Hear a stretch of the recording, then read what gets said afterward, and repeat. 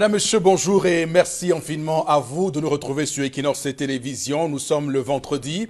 Nous sommes le 13 septembre 2019. Cette date nous est historique puisque le 13 septembre 1958 était assassiné lâchement Ruben Niobé. Cela fait 61 ans que le héros de l'indépendance du Cameroun a été lâchement assassiné. Madame, Monsieur, nous avons de la mémoire ce matin pour penser à ce grand homme, sûrement le plus grand de tous les Camerounais, Ruben Niobé. Et cet ouvrage que je vous conseille, Madame, Monsieur, ouvrage très intéressant sur le chemin de l'émancipation nationale, le Cameroun, Cameroun avec K, les derniers jours de Ruben Niobé, et surtout une brève biographie de Moumié, Kingé, Wandje et Osende Afana, ouvrage qui a été donc écrit par le docteur Bakan Batondje, qui est médecin de profession et de formation, lui qui dans ce livre retrace clairement les derniers jours et ce qui s'est réellement passé pour cette mort de Ruben Niobé. Beaucoup retiennent qu'il est mort le 13 septembre 1958, mais dans ce livre-là, on vous raconte qu'il a été tué 2 jours avant, le 11 septembre, mais pour des raisons qu'on ignore encore, on a bien voulu faire en sorte justement de noyer encore l'histoire du Cameroun. On doit également saluer ce livre dont le travail a été fait par Boro Bengan. C'est un ouvrage dont le travail a été fait par lui sur la coordination de Bakan Batondje. On va également voir qu'il y a une préface intéressante dans cet ouvrage où on peut voir Boro Bengan avec un accoutrement qu'on ne connaît pas beaucoup, un accoutrement de l'époque. Il avait vraiment l'air d'un Français francisé. Donc voilà, Boro Bengan, Louis Noué Bengan. Donc on voit très bien évidemment la préface intéressante également à lire. L'ouvrage sur le chemin de l'émancipation nationale au Cameroun, les derniers jours de Ruben Niobé, publié aux éditions Koundé. Je rappelle également que Boro Bengan prépare notre ouvrage qui va retracer Dieu soit il va vous donner tout à l'heure le titre, mais ce qui est certain, c'est que il y a Seigneur à l'intérieur. Donc loué soit les seigneurs, loué soit le Seigneur, dit-on souvent à l'église, mais lui dit loué soit les seigneurs, ceux qui nous saignent, le sang, les seigneurs. Donc Madame, Monsieur, merci infiniment à vous de nous rejoindre comme vous le faites encore ce matin. Nous allons d'ailleurs, comme chaque matin, nous mettre en position de réflexion pour une vraie intellection des enjeux de cette nation, de ce Cameroun. Alors, Monsieur Mbachou Chalamel est un protagoniste, on va dire, autorisé et institutionnalisé de ce programme. Bonjour et bienvenue. Bonjour, Monsieur Eric Fopoussi-Degou. Bonjour à tous les téléspectateurs. Les jeunes de l'arrondissement de Concha, dans le département du Faro et Déo, région de l'Adamawa, sont très en colère contre l'élite avec S à la fin, RDPC de la région. Rappel des faits. En 2011, à la veille des élections présidentielles, cette élite avec S à la fin a déployé sur le terrain des équipes mobiles pour établir les actes, pour établir la carte nationale d'identité gratuite aux populations. Seulement, pour les enfants, pour les jeunes qui n'étaient pas en âge de voter, qu'est-ce qu'ils ont fait? Pour ceux nés en 97, on marquait nés en 1982. Aujourd'hui, ils se retrouvent avec beaucoup de problèmes parce que ces cartes nationales d'identité contrastent avec leur acte de naissance, contrastent avec leur diplôme. Un enfant né en 1997 est censé avoir 22 ans, mais parce que né en 1982 sous le fallacieux prétexte des élections, du vote, il se retrouve à porter un âge de 37 ans. S'il vous plaît, allez réparer cela. Ça ne va véritablement pas. Voilà. Des contentieux auxquels d'ailleurs le Cameroun ne pourra échapper, quel que soit le temps et l'âge. On fera la procrastination, mais demain, quoi qu'il arrive, on devra adresser ces questions-là tôt ou tard, quelle que soit la durée de la nuit. Le soleil finira toujours par se lever. Bon, bref, vous connaissez l'expression, ou bien l'adage. Voilà, Monsieur Mbachou Chalamel, qu'on va retrouver tout à l'heure à 10h40 pour sa colère. Et ce matin, un sujet prégnant qui est dans l'air du temps. pour être tout à fait précis. Également sur le plateau ce matin, vous êtes là, vous également, Karine Santia, bonjour et bienvenue. Bonjour Monsieur Fopoussi, bonjour aux téléspectateurs. Aujourd'hui, on s'attaque à ce cumul de fonctions dans nos entreprises publiques et parapubliques et même dans nos universités. Aujourd'hui, voilà un doyen de l'université de Yaoundé de SOA, de la faculté des sciences juridiques et politiques, qui convoque le chef de département, mais qui par ailleurs est le recteur de cette université. Il s'agit du chef de département de droit fondamental. D'accord, donc on aura l'occasion, puisque c'est ce jour que la réunion doit avoir lieu, évidemment, cette séance de travail entre le nouveau doyen de cette faculté des sciences juridiques et politiques installée vendredi dernier, il y a une semaine jour pour jour, et qui convoque donc une première séance de travail. Mais comme son recteur, qui est son supérieur hiérarchique, est également son subalterne au sein du décanat, donc il est convié à cette réunion et devra évidemment prendre les directives de son... je ne sais plus qui, au cours de cette réunion. Alors, bon, Bégal, merci également à vous. Bonjour et bienvenue. Bonjour, Monsieur Fopoussi Negou. Bonjour à vous, chers téléspectateurs. Effectivement, 13 septembre 1958, date de l'annonce officielle de la mort de Ruben Oumniobé. Le Cameroun est interpellé aujourd'hui au moment où on prépare la concertation, le dialogue, la palabre, tout ce que vous voulez. Ce que justement Oumniobé avait dit à l'époque. Comment procéder à la détente politique. Il avait fait des lettres et des lettres. Peut-on s'en inspirer? Et j'interpelle là le chef de l'État qui avait dit qu'il va inscrire son action sur le prolongement des pères fondateurs. Vraiment, monsieur le chef de l'État, réalisez Ruben Oumniobé, réalisez-le. Vous allez avoir là un cahier de bord, une feuille de route pour réconcilier les Camerounais avec leur peuple, c'est-à-dire réconcilier l'État et la nation. Les Camerounais doivent se retrouver dans les institutions qui orientent leur vie quotidienne. Merci. Voilà, en tout cas, c'est clair, Ruben Oumniobé doit être placé au Panthéon. Et d'ailleurs, ça tombe bien puisque le père de l'indépendance zimbabwéenne, Robert Mugabe, va être enterré, comme vous le savez, demain samedi. Oui. Hier sa dépouille et son cercueil a été installé et exposé dans un grand stade à Harare, la capitale zimbabwéenne. Donc l'occasion aussi pour nous de nous rappeler que le père de l'indépendance du Cameroun, qui est Ruben Oumniobé, parce que la falsification de l'histoire du Cameroun tend à nous dire autre chose. Il est mort officiellement, on l'avait dit, un 13 septembre. Nous sommes le 13 septembre. Cette date doit être retenue par tous les Camerounais pour en faire quelque chose d'assez fort. C'est bizarre. J'utilise un terme trivial. C'est bizarre que notre gouvernement n'ait rien organisé ce jour, qu'aucun drapeau camerounais ne soit en berne pour célébrer ce moment-là, que rien ne soit organisé par le gouvernement camerounais. Nous aurons l'occasion d'ailleurs d'en parler. C'est inadmissible que nous soyons dans un délit total, qu'on fasse l'oubli et qu'on essaye de nier le passé du Cameroun. Donc, nous voulons rendre hommage ce matin au plus grand de tous les Camerounais, Ruben Oumniobé. Voilà, on va, une fois que c'est dit, on va démarrer le programme de ce matin, madame, monsieur, avec la première rubrique. Vous savez, il s'agit de l'histoire du jour qui est contée par vous, Dominique Audrey Oyengelek. Bonjour et bienvenue. Bonjour Eric Fopoussi, vous êtes très apprêté ce matin. Ça veut dire quoi, apprêter? Je sais que... Non, mais vous êtes très apprêté. Vous êtes spécialement beau ce matin, c'est votre préféré.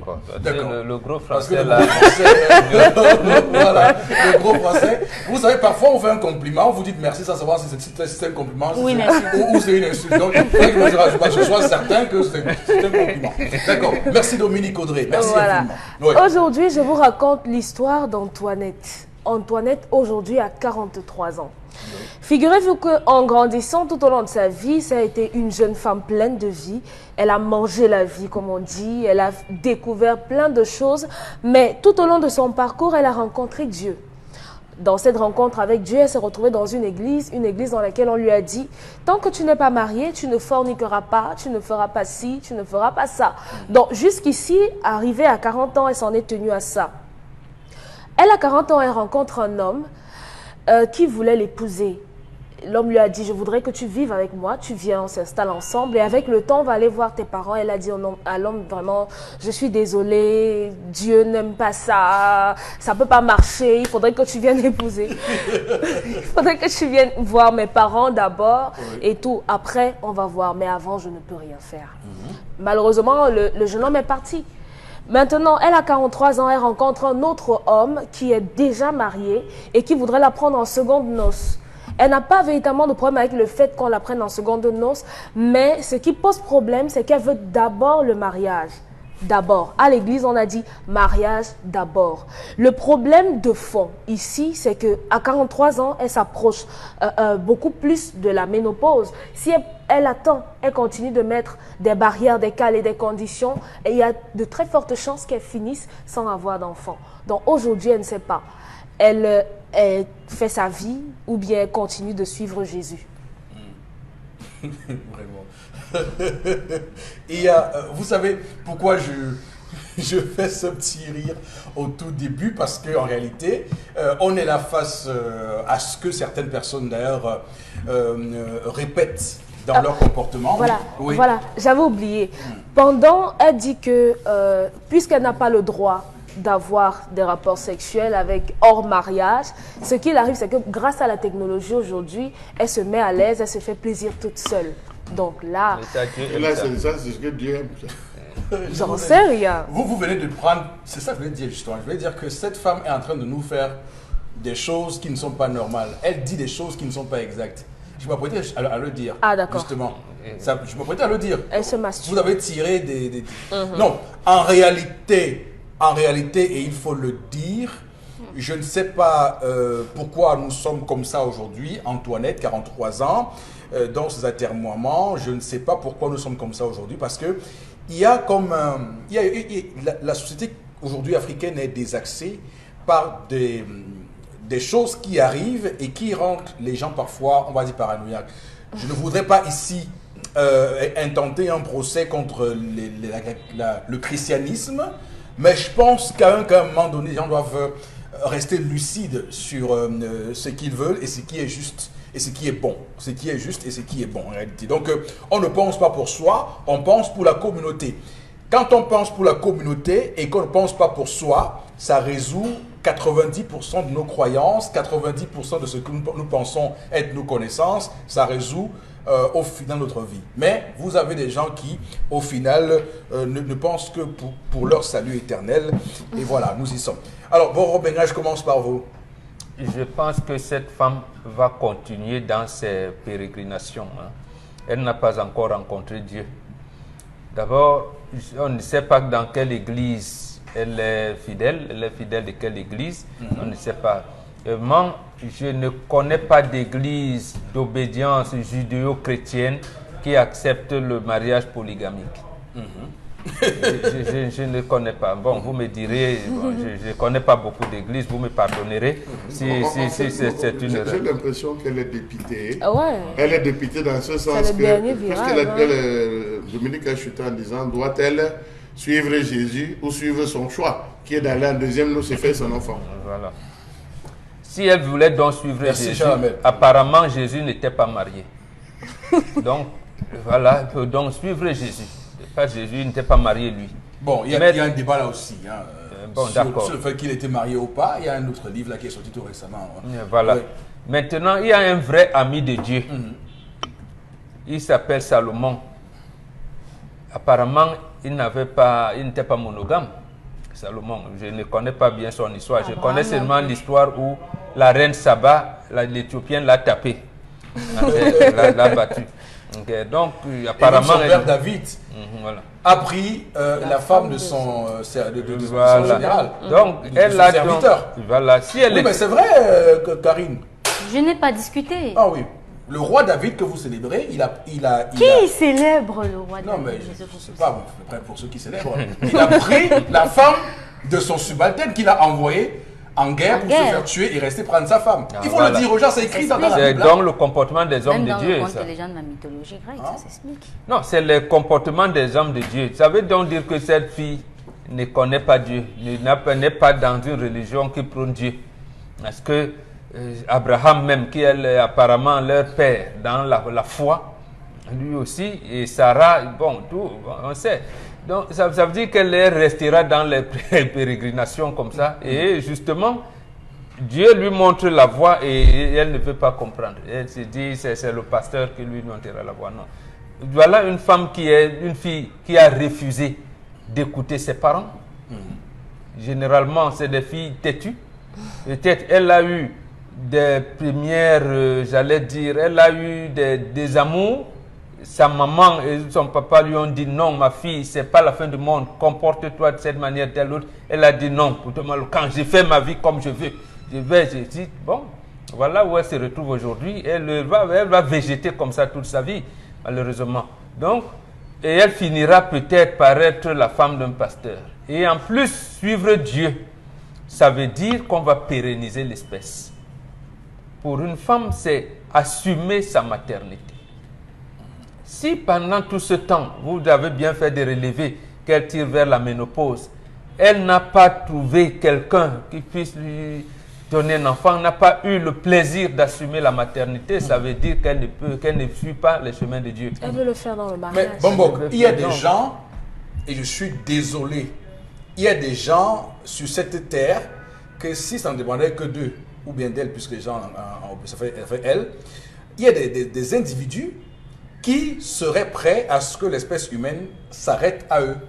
Ça veut dire qu'il y a des personnes qui nous regardent actuellement, qui pensent que s'ils étaient seuls sur Terre, ils seraient d'accord pour que, après eux, il n'y ait plus d'hommes sur Terre, ni de femmes sur Terre, que après eux, l'espèce humaine disparaisse. Donc quand vous parlez de procréer, tout ça là, pour eux, c'est un discours creux, sans enjeu pour eux, malheureusement. Je lui dis seulement, ma fille, si vous voulez... Référez-vous à votre maman, si elle vit encore, laissez les orientations de l'église et du pasteur ou du prophète. Venez causer avec maman, elle va vous donner des orientations. Et là, Dieu dit, honore ton père et ta mère. Et il y a même des implications derrière. Donc, à ce moment, vous connaîtrez Dieu. Dieu n'est pas à l'église où tu es. D'accord, très bien. Alors, Charles Hamel, est-ce qu'on a les résultats d'une étude sérieuse sur les conséquences de ces églises qui agissent en gourou sur certaines personnes? Alors, disons concrètement que les églises dites de réveil sont remplies de personnes déçues. Des femmes qui ont perdu l'amour, des femmes qui ont des maris difficiles, des femmes qui n'ont pas de travail, des femmes qui cherchent ci, des femmes qui cherchent ça, qui sont fatiguées de ci, mais qui jamais ne se remettent en cause, mais voient le mal dans l'autre. À l'église, on prie pour la foi. On prie pour le mariage. On chasse le célibat, on chasse tout et rien, monsieur Rifopoussi. On fait du cinéma, on fait des chorégraphies répétées. Elles s'y plaisent, monsieur Rifopoussi. J'ai toujours dit, et je pense, monsieur Rifopoussi, que on contextualise la Bible avec les traditions africaines. Si vous prenez la Bible terre à terre, le mot fornication n'est pas le même dans la Bible, n'a pas la même signification telle qu'interprétée par nous, qu'interprétée par les Juifs. Pour ceux qui ne le savent pas, les Juifs, c'est autorisé chez les Juifs qu'un frère épouse sa cousine. Oui. Ce qui est banni chez nous, les Bantous. Mais dans la tradition juive, c'est permis. Alors, lorsque vous prenez la Bible, vous adaptez littéralement la Bible au contexte africain. Mais monsieur, il faut que si ça ne donne pas. Ça ne donne pas. Et c'est là où je dis, ça a été une erreur pour le révérend père Angelbin Vin d'être mort assassiné. Parce qu'il faisait un travail dans ce sens pour ramener la Bible au contexte africain. On vous parle de sorcellerie. Est-ce que vous connaissez ce qu'on appelle l'ivou, le mbiti, le mbamba? Mais si je me parle de la sorcellerie, ça c'est la sorcellerie des Juifs. Viens, ça c'est pour parler de la sorcellerie. Comment est-ce qu'on attache les gens, on fait le vaudou? C'est deux choses différentes. Alors lorsqu'on vient dire fornication, fornication, c'est quoi? Qu'est-ce qu'on met dans fornication? Là, les adeptes des églises, les spécialistes des questions vont venir nous dire, s'ils vont venir nous dire ça. Mais vous avez un homme qui dit, je suis venu. Parce que là, il faut voir ça sous une forme de triptyque. Vous avez l'église, l'amour, le sujet qui devient subitement objet. Elle devient objet dans sa propre vie par rapport à l'église et son amour. Or que la tradition, monsieur Rifopoussi, pose l'amour et l'homme comme sujet. Sujet par rapport à ses plans de vie, sujet par rapport à l'implication de la famille, sujet par rapport à la décision de l'homme. Parce que, monsieur, lorsque vous faites un choix, vous dites, je vais sortir avec Dominique au Yangelek. Vous allez avec elle. Vous voulez vous rassurer que Dominique au Yangelek est ce que vous aimez. Elle a le comportement de votre mère. Elle prie comme votre mère. Elle fait les rituels sacrificiels comme votre mère. Elle est l'incarnation, sinon, on va dire la représentativité de votre maman. Une fois que vous êtes sûr, vous commencez à la balader. Les collègues, Dio, la voici. Les cousins, Dio, la voici. Vous commencez à la présenter. Lorsque vous avez l'acceptation des cousins, vous l'amenez dans la famille. En disant maintenant, papa, depuis là je joue, mais aujourd'hui je crois que je veux décider. Vous voyez qu'à quel niveau vous avez déjà fait votre propre décision. Vous dites, je fonce. Vous avez besoin de l'assentiment des voisins, des amis, des collègues, et après vous foncez dans la famille, lorsque vous n'attendez que le oui. Ce n'est que le oui dont vous avez besoin. Lorsque cette famille vous a donné le oui, vous êtes garanti, vous êtes apaisé. Or, l'église vous dit, vos ambitions doivent être des ambitions dans Jésus. Vos pensées doivent être des pensées dans Jésus. Vous devez manger dans le mangement comme Jésus. Finalement, on a des déracinés. On a des individus déracinés, des individus perdus. Vous regardez une femme qui dit qu'elle a Jésus, l'être le plus illuminé, l'être le plus éclairé. Mais elle est perdue dans son choix. Elle est perdue dans son choix, monsieur Rifopoussi. Parce que quand moi je lance les choris, je jette, j'interprète. Quand j'ai déjà le hockey de mes ancêtres, plus mon hockey, tu vas venir me dire non? Qui viendra me dire non? Mais là, vous entendez les gens qui marchent. Seigneur, parle-moi. Dieu, parle-moi. Envoie-moi un... Dieu va venir du ciel pour te parler. Non, c'est la question qu'il faut se poser. Dieu va venir là-bas pour te parler. Vous voyez des gens qui jeûnent. Seigneur, si je cogne mon pied 3 fois, c'est que tu as dit non. Et ça va cogner. Mais voilà ce qu'on vit, monsieur Rifopoussi. Donc vous avez une fille qui dit, j'ai trouvé l'homme.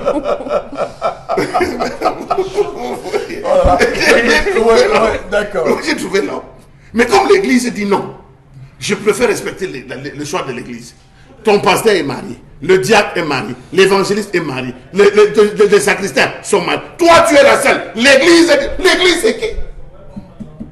Chaque homme est une église. Donc, je pense aussi que cette fille devrait faire son choix. Ce n'est même plus une fille, hein, c'est une 43 ans. Ouais, elle est une fille, monsieur Rifopoussi. Elle devrait faire son choix, célibataire. le choix de sa vie, le choix de son cœur, le suivre et dire à Jésus, tu as mis devant moi dans Deutéronome chapitre 31 le bien et le mal, la malédiction et la bénédiction. Et tu m'as donné le libre arbitre. J'ai choisi mon bien. Okay. Et je me marie.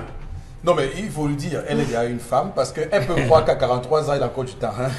Donc, le temps presse, il faut le dire. Il faut qu'elle sente que ça presse. Il faut rapidement qu'elle se mette à l'aise. Sauf si elle souhaite faire sa vie seule. Parce qu'il y en a aussi qui ont choisi délibérément, comme je vous ai dit, C'est le choix de de Jésus. vivre Alors. seul. De vivre seul. Un homme vive seul. Ah, je sais. Allez, multiplier. Moi, je ne sais pas. Je ne sais pas. Alors, ce sont des illuminés. Il faut sans doute qu'ils nous expliquent ça. Alors, Karine Santia, 43 ans, est toujours en train de végéter. Vous dites quoi? Ça change quoi? Ça change rien. Tout dépend de ce qu'elle veut. C'est la première question. Qu'est-ce qu'elle veut? Peut-être qu'elle n'a jamais su ce qu'elle voulait. C'est ça la question. Parce que il ne faut pas que les gens expliquent leur malheur par l'église. Vraiment, je suis désolée. Dans cette même église, il y a des enfants de 18 ans qui se marient. Il dit, dans cette même église où elle est, il y a des jeunes de 23 ans qui se marient. Donc vraiment, rien à voir avec l'église. Nul ne peut se prévaloir de sa propre turpitude. Dans cette histoire, l'histoire qu'on nous raconte aujourd'hui, on nous parle d'une personne qui a vécu une vie qui n'est pas exemplaire. Personne n'a eu une vie honorable. Vraiment personne. Maintenant, à un moment donné, lorsque vous dites que vous donnez votre vie en Jésus, est-ce que vous respectez ses préceptes? Est-ce que vous mettez en pratique les préceptes de la Bible? Est-ce qu'elle qui dit qu'elle croit finalement met en pratique ce en quoi elle croit? Est-ce que sa croyance elle est vraie?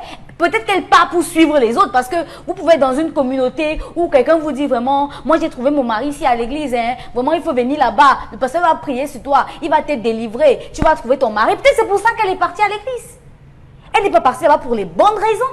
Elle n'est pas partie à l'église parce qu'elle voulait le salut. Bon, mais Non, monsieur Fopoussi. la religion...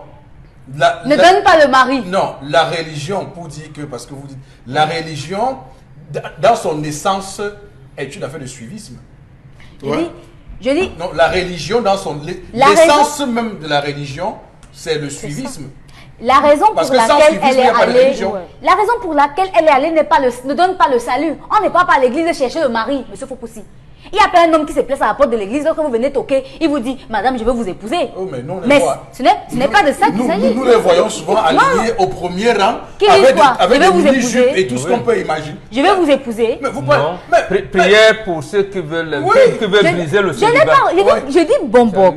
On n'entre pas à l'église pour trouver le mari. Il n'y a pas un homme là-bas qui attend une femme que viens, je t'épouse. C'est sérieux ce que tu dis. Je dis bien, elle est allée pour les mauvaises raisons. C'est là-bas que les gens vont trouver ça. Homme comme femme. Je dis, elle est allée à l'église pour les mauvaises raisons. Raison pour laquelle jusqu'ici, elle n'a pas pu trouver son bonheur. Elle pense que c'est là-bas qu'il y a le mari. Et ce n'est pas là-bas. Il n'y a pas un endroit dans la Bible où on écrit, allez à l'église, vous trouverez le mari. Qu'elle lise sa Bible. Parce que la croyance n'est pas une affaire d'objectif. C'est pas parce que je veux le mari que je dois partir à l'église. C'est pas la raison. Est-ce qu'elle veut le salut? Est-ce que le mari va lui donner le salut? Peut-être que dans sa vie même, il n'est pas écrit qu'elle aura un mari. Oui. Tu es Ménissi? Je ne le dis pas. Je ne suis pas Ménissi, mais vous lancez les choris, vous savez de quoi je parle. Peut-être que dans sa vie, il n'a pas été écrit qu'elle aura un mari. Donc, il ne faut pas qu'elle pense que... Ça où, Non, vraiment. Monsieur, vous posez... Si elle n'a pas trouvé, si elle n'en trouve pas, elle fait quoi? Juste pour savoir, si elle n'en trouve pas, elle fait quoi? Est-ce qu'on va à l'église pour chercher le pain quotidien? Voilà quelqu'un... Mais les gens prient pour avoir le pain quotidien. Bon. C'est pour cela que je dis, elle y est allée pour les mauvaises raisons. Karine, sur votre l'église, l'église n'a pas de bonne raison pour y aller. Parce que les gens vont parce qu'ils vont chercher le salut éternel. Voilà. Il y a toujours des raisons. Dans le salut éternel, là, vous avez vu où mariage. Le mariage, c'est le salut. C'est quoi le salut? Monsieur Fopoussi, le mariage donne-t-il le salut? Je vous pose la question, est-ce que dans l'église, justement, il y a une potion appelée salut éternel? On va prendre ça, justement.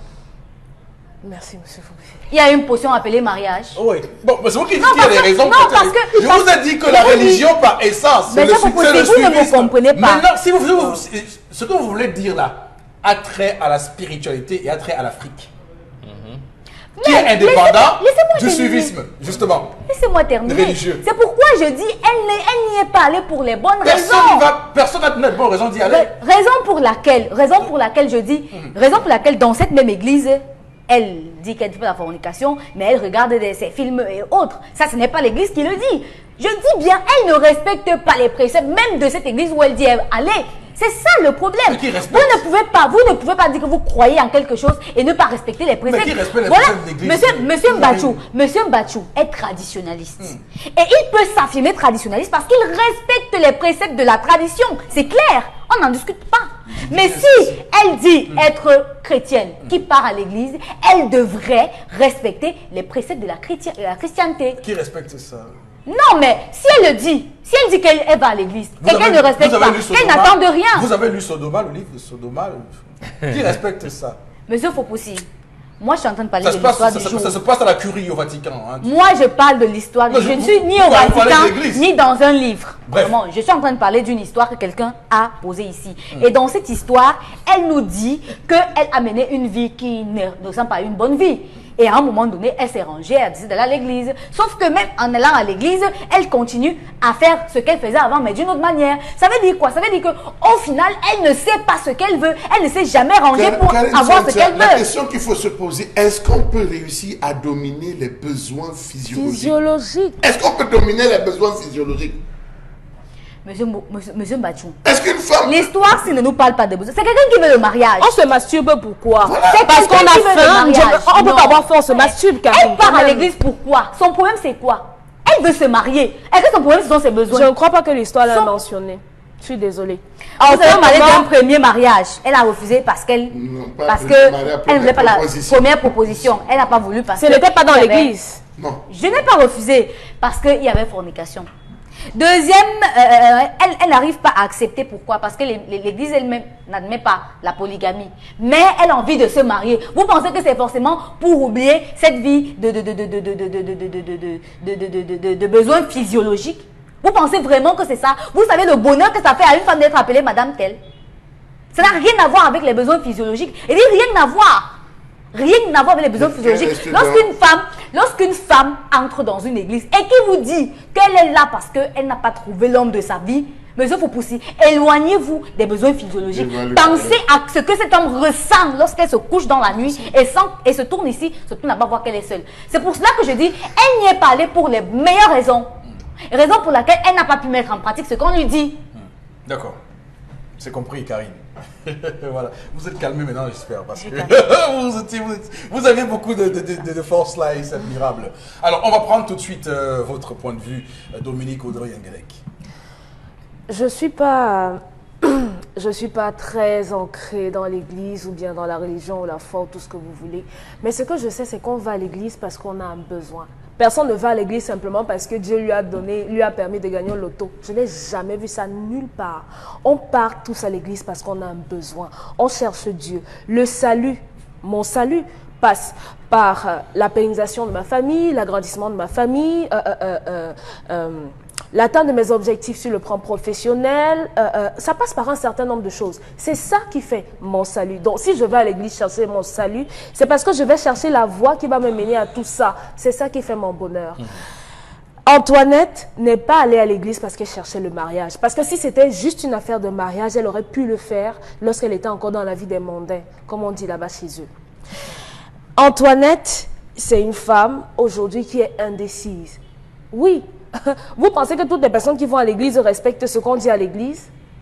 Je ne pense pas. Parce que même ces personnes-là qui sont censées être vos guides font des choses qui sont répréhensibles. Ce n'est pas parce qu'ils ne maîtrisent pas cette Bible-là ou bien qu'ils ne sont pas ancrés dans la foi. Je suis désolée, on fait tous de mauvaises choses. Même si on dort du premier au premier à l'église, on fait de mauvaises choses. C'est justement parce que les gens n'ont pas le courage d'être honnêtes envers eux-mêmes et de reconnaître qu'ils ne sont pas parfaits.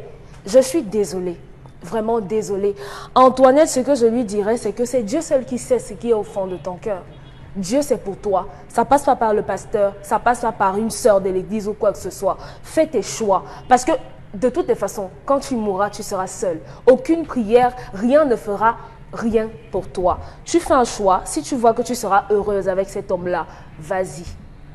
C'est tout. D'accord, on va lire quelques messages à présent, mesdames, messieurs, pour clore les débats autour de ce sujet. Karine. Cette fille n'est pas une chrétienne, le message n'est pas signé.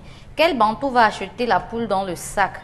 Les Africains devraient comprendre qu'avant l'arrivée des religions, on vivait en Afrique. Guy Landry et Tchomo qui nous envoient ce Merci message. Guy Landry. Non, c'est important aussi. Non, mais c'est important de dire ça aux gens parce que on croit qu'avant l'arrivée des églises au Cameroun, des colons et tous ceux qui nous ont exploités, l'Afrique n'avait pas d'histoire. Ok. Dieu a puni Abraham pour le fait d'avoir fait un enfant hors mariage. David aussi a été puni. Salomon est même devenu sataniste. Lisez bien la Bible. Non. Attention. Il s'appelle comment celui-là? N'a pas signé. Non, mais il dit que ce qu'on a dit est faux ou bien que... Oui, c'est que ce que vous avez dit n'est pas On lit mal la Bible. Que David n'a pas trompé son... Oui, quand il l'a fait, Dieu l'a puni. Non, mais Dieu l'a puni. Après, bon, nous ne pouvons pas savoir ça. Le fait, c'est qu'il est-ce qu'il l'a fait ou pas? David est resté l'ami de Dieu jusqu'à sa mort. Et la Bible cite même les amitiés entre Jonathan et David qui doivent nous servir de leçons dans les amitiés. Bon, vous avez alors... Oui, je rappelle que vous avez... Je ne rappelle pas ça hein, pour vous dire que les gens sont parfois prétentieux lorsqu'ils parlent de vous. Je rappelle que vous êtes dans une vie fallait être pasteur. Mais vous y avez renoncé. Alors, vous y avez renoncé. Mais oui, pour ceux qui ne savent pas, Moro Bengan a fait les études pour être pasteur, mais il y a renoncé. Donc, il n'y a pas sur ce plateau une personne qui maîtrise la Bible comme lui. Allez-y, Karine. Moi, je dirais que la femme-là doit rester comme ça parce qu'elle a décidé de suivre Jésus. De la même façon que la parole de Dieu condamne la fornication, c'est aussi la même façon qu'elle condamne la polygamie. Audrey Pascal depuis Ngoaikeli. Ce matin, quand on suit Jésus, on n'accouche pas. On ne se marie pas. Cette fille a fini par gâcher sa jeunesse sans récompense. Enfant, c'est-à-dire enfant. Maintenant, elle part se réfugier dans les pseudo-églises. La véritable foi, c'est dans le cœur. Elle est en train de foncer dans le crépuscule de sa vie et chaque jour qui passe, autant pour moi, c'est un chant. J'entends. Alors, ce qu'il faut préciser, M. Eric Fopoussi, c'est que le seul livre dans lequel on n'a jamais ajouté un mot, modifié une virgule ou un point, c'est l'Apocalypse. Il faut le dire. Tous les textes, les autres textes ont été modifiés en fonction des besoins coloniaux, de colonisation, idéologique. Donc, des expressions comme polygamique et tout ce que vous trouvez, il y a des mots qui ont été ajoutés expressément dans la Bible pour faire passer un message. Absolument. Parce que lorsque vous parcourez toute l'histoire de la Bible, vous entrez dans les textes apocryphes et tout, vous commencez à fouiller, vous vous rendez compte qu'il y a des expressions qui n'existent pas et qui n'ont jamais existé. Comment faire comprendre aux Africains qui respectent Dieu, qui aiment Dieu, comment leur faire passer notre message à travers cela? On va dans la Bible, on ajoute des expressions, on ajoute des termes, notamment la lutte contre la polygamie, lutte contre ceci, contre cela. Vous vous retrouvez, on se retrouve à le dire à l'église, que même l'église interdit la polygamie. La Bible interdit la polygamie. La Bible, mais fouillez toute l'histoire, vous allez vous rendre compte. Parcourez l'Apocalypse. Pour ceux qui veulent lire la Bible, allez lire l'Apocalypse. Vous comprendrez toute la Bible, monsieur Eric Fopoussi.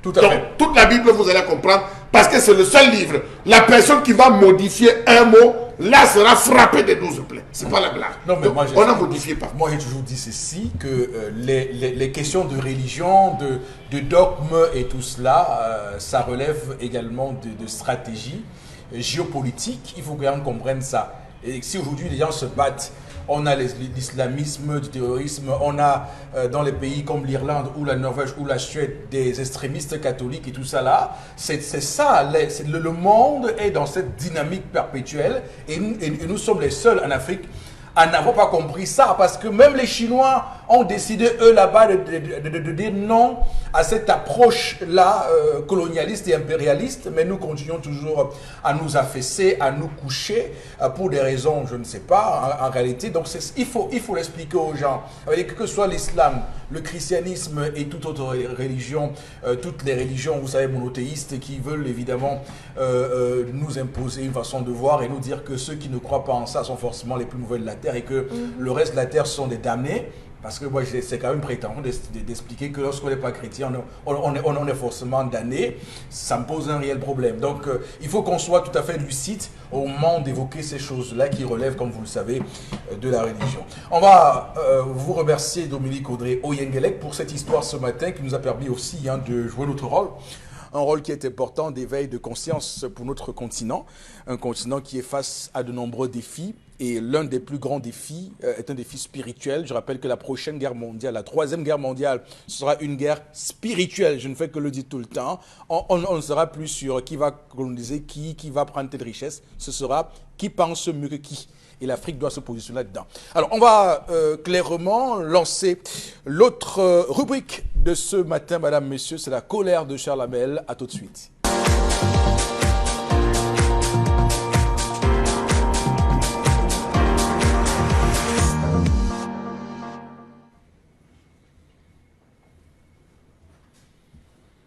Je m'interroge ce jour sur la question des frais de l'APEE au Cameroun. Où va l'argent de l'APEE? Puisque cette année scolaire on délivre désormais un type de reçu tout à fait particulier, attestant de ceci que cet argent est reversé dans des caisses. Les caisses de l'État, dit-on. À quoi servent les frais des associations des parents d'élèves dans le public comme dans le privé? Quelle est la raison pour laquelle le gouvernement camerounais laisse-t-il prospérer ces grosses arnaques dans les établissements scolaires? On paye d'abord l'APEE avant l'inscription. Jamais inscription après APEE. Non. Y a-t-il une école pour les pauvres et une école pour les riches? Si oui, ont-ils les mêmes contenus en termes de programme, en termes d'entretien des infrastructures? Comment comprendre que les montants de frais d'APEE sont fixés et rendus obligatoires dans les établissements scolaires à géométrie variable avec la complicité des chefs hiérarchiques des services extérieurs? Ici à quoi? Nous avons 4 établissements où les frais d'APE vont de 25 000 à 35 000 francs CFA. Comment en est-on arrivé là?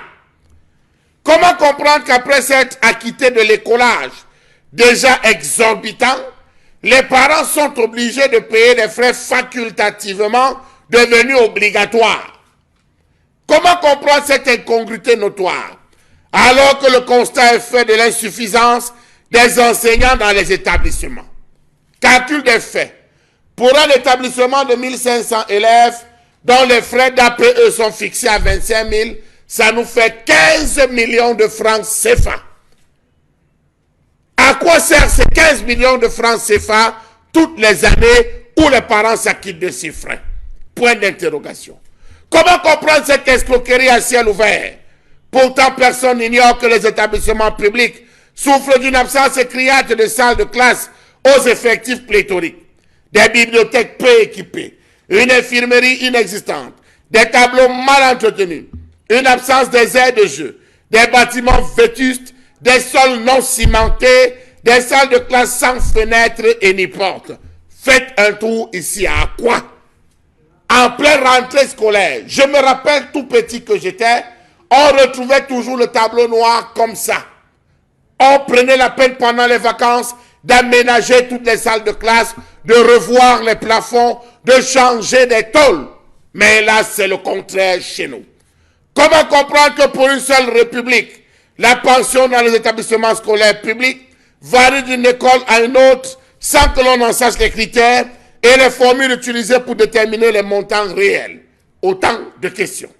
Comment comprendre l'esprit machiavélique des chefs d'établissement qui prennent soin de mettre à la tête de l'APEE ceux qui vont servir leur intérêt tout en acceptant de se faire instrumentaliser, opérant des décaissements d'argent à la moindre demande des chefs d'établissement, validant le faux organisé par ceux qui les ont placés? Il y a une grosse complicité entre les chefs, les proviseurs, les directeurs d'école et les présidents de l'APEE. Ils s'entendent pour décaisser à tort et à travers de l'argent pour gérer leur bisbille.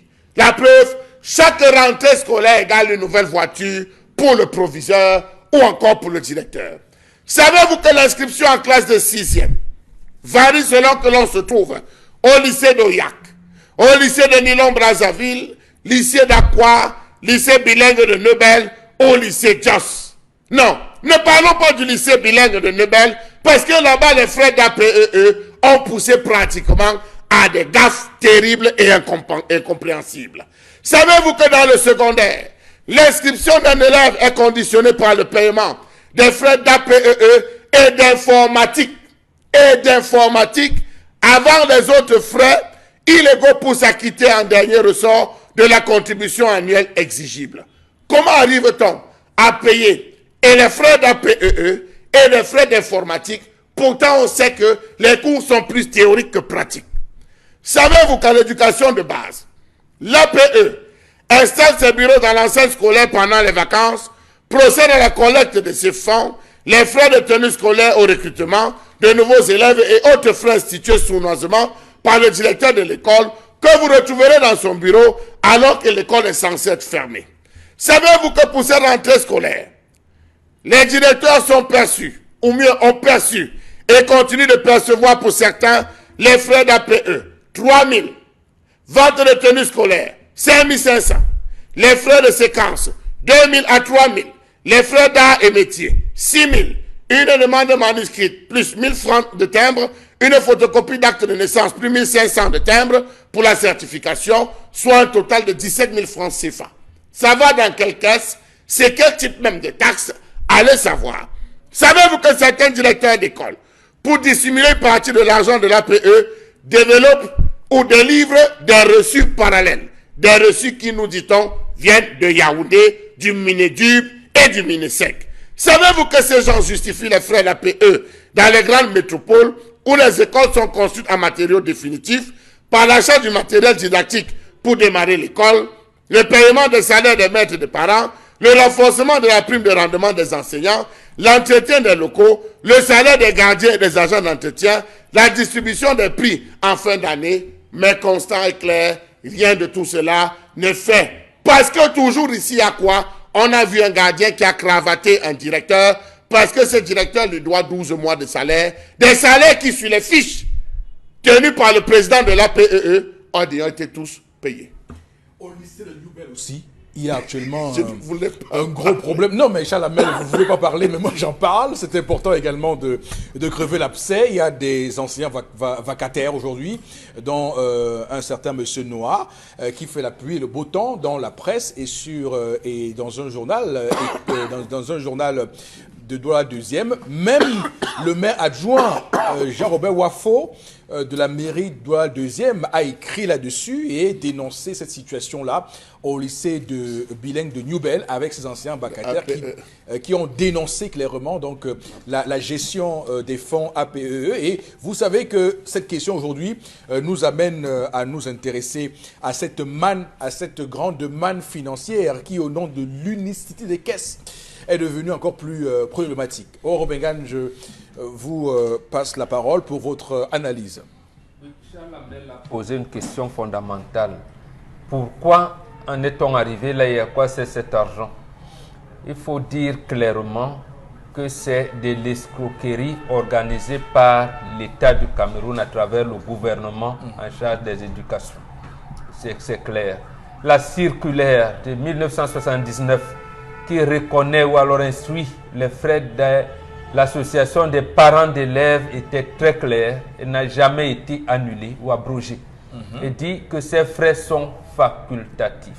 Maintenant, dans facultatif, ils avaient expliqué, parce que ça a causé des problèmes en disant non facultatif, c'est-à-dire tous les établissements n'ont pas l'obligation de les appliquer.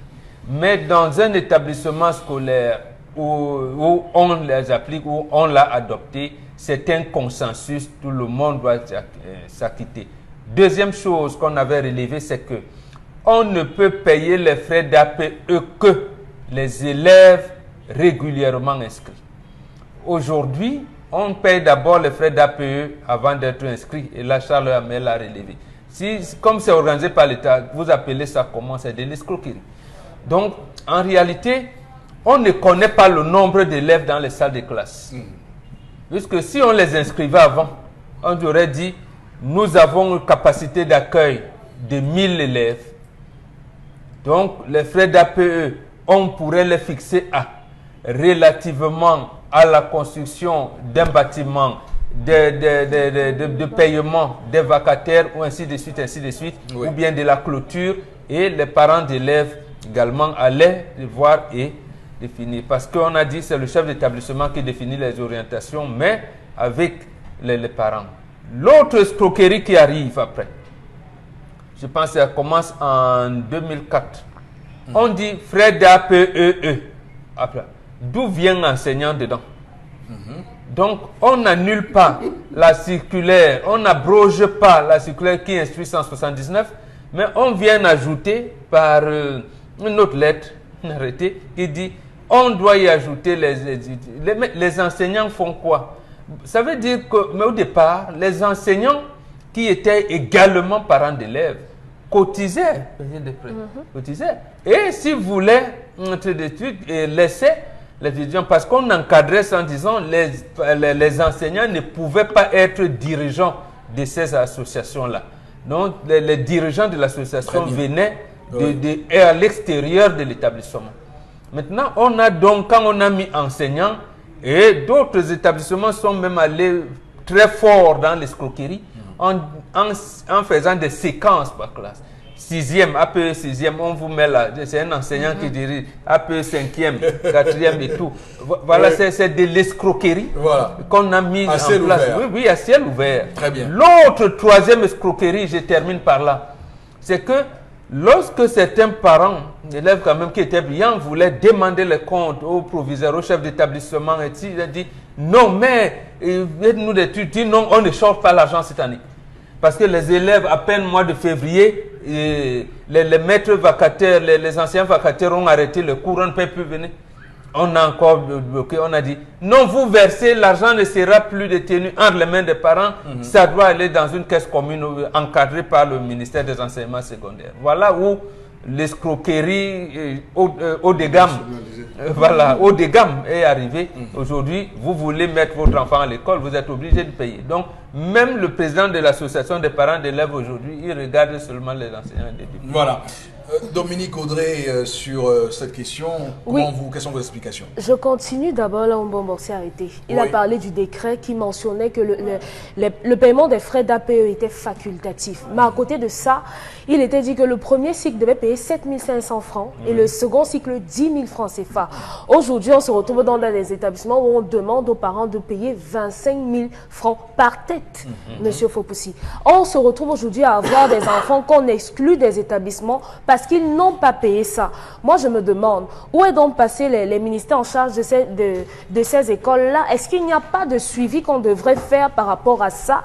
C'est vrai que l'APE, à la base, à l'origine, était censé gérer des petits problèmes dans les établissements. Non, venir en appui, comme vous dites, voilà, à ce que l'État n'a pas pu faire. Petits problèmes, justement. Oui, des petits problèmes comme les tables bancs, l'infirmerie ou bien les laboratoires. Mais moi, je ne suis pas d'accord avec ça parce que c'est montrer que l'État a même démissionné. Ce ne sont pas les parents qui doivent créer les laboratoires dans les écoles.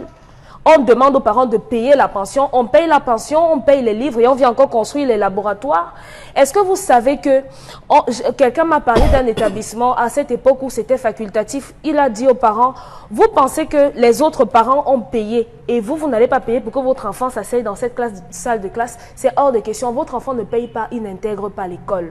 Moi, ça me touche parce qu'il y a beaucoup de parents qui n'ont pas la possibilité d'avoir les moyens de payer 25 000 francs par tête. Imaginez quelqu'un a 4 enfants et qui doivent payer ces sommes-là. Comment est-ce qu'on le fait? 100 000 francs, par exemple. En tout cas, ça dépend des établissements. On ne peut pas continuer de fonctionner comme ça. Et à côté de ça, les vacataires se plaignent, les vigiles se plaignent. Mais attendez un peu, sérieusement. D'accord. Donc, en réalité, comme on l'a dit, le maître mot, c'est l'escroquerie autour de cela. Oui. Il y a une vraie réflexion qui est à faire au ministère des enseignements secondaires. Nalova Lyonga, qui était tout récemment d'ailleurs en visite au littoral, qui doit poser cette question, on doit l'adresser. C'est vrai qu'il avait commencé à être adressé par l'ancien ministre, désormais pour passer au transport, Ernest Ngale Bibeye, qui avait commencé déjà à prendre à bras le corps cette question-là. Malheureusement, il est passé au transport. On va espérer que Nalova Lyonga prenne à bras le corps cette question parce que les parents se plaignent, on n'en peut plus, tout le monde se plaint. On ne peut pas dans un pays comme ça où on parle d'un sujet, on en parle tout le temps, mais il y a le statu quo qui est entretenu derrière. Donc il y a la matière à s'interroger. On va vous donner rendez-vous dans un court instant, madame, monsieur, pour la deuxième partie de cette émission. Rendez-vous sur le plateau, sur ce plateau-là. Et n'oubliez pas, merci de rester fidèles sur la meilleure chaîne de télévision actuellement au Cameroun, la télévision la plus suivie en zone urbaine comme en zone rurale.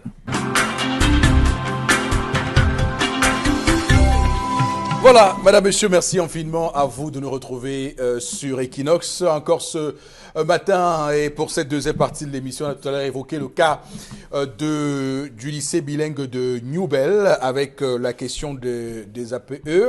On va donc dire que l'APE là-bas, il y a le bilan financier 2018-2019 on a réussi à mettre la main dessus par des moyens qui sont les nôtres. Et lorsqu'on épluche ce bilan financier, on est à près de 200 millions de francs CFA de collecter sur 5000 élèves là-bas.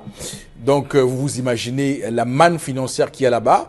Et dans le même temps, il y a, vous le voyez, ces enseignants vacataires qui ne peuvent pas être payés comme il le faut. Il avait été prévu un salaire de 60 000 francs CFA pour... Oui, refuse de payer. Je vous dis que c'est terrible. Ça ne devrait pas se limiter aux seules revendications des enseignants. Oui. En réalité, dans les textes qui régissent, parce qu'on dit que le décret d'application immédiate, les décrets qui organisent la décentralisation instruit aux collectivités territoriales décentralisées de s'occuper de l'enseignement primaire et maternel, mais d'avoir un regard sur les hôpitaux des districts et les lycées, tous les enseignements secondaires de leur ressort. Ça veut dire qu'ils doivent, que le maire de Douala, madame le maire de Douala deuxième, devrait, si ce n'est pas lui, l'exécutif de cette commune-là, doit participer au conseil d'établissement. Pour savoir ce qui se passe. Si le proviseur ne veut pas rendre le compte, c'est à la municipalité de saisir sa hiérarchie. Voilà. On ne peut pas laisser les enseignants se débrouiller seuls à revendiquer ci ou ça. Non. Dès lors qu'ils sont au courant de ça, ils organisent et ils saisissent la hiérarchie. Malheureusement, ceux qui